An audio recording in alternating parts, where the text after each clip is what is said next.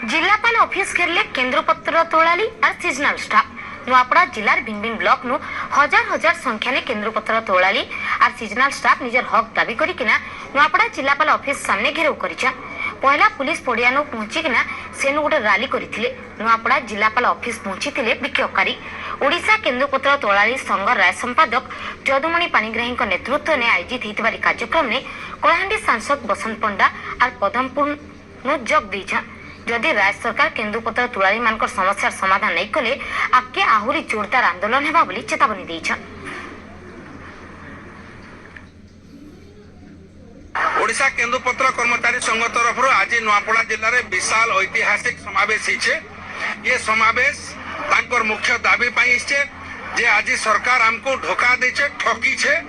केन्दुपत्र तोलाली seasonal staff मान को आमे बोनस मागी थिलु, हमके सहायता देछि। आज जेने सहायता मागुछु सेने किछि नै देबार नहीं पुसाबा। 240 टका दिखाड़ा पुसाबा गया। 5 बजे रु जाऊ छु, 9-10 बजे तक पतर तुरु छु, आनु छु, बांधु छु, 4 बजे तक सुके नौ छु। 240 टका के गाड़ा पुसाबा। हमर दाबी पत्र 14 दफा दाबी पत्र आमे देवार लगी आसीछु। सेतिरे आमे हमर तोलाली मां भौणी मानकर तोलाली रो पत्र रो दर वृद्धि, केरी रो टंका वृद्धि, झियो बाहागर रो सहायता, पिला छुआ मानकर शिक्षा।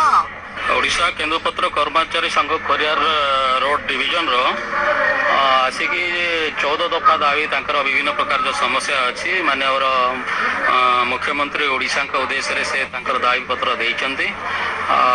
आमे ई दाबी पत्र गुडी को अति शीघ्र मानवर मुख्यमंत्री ओडिशा को पठाई देउछु।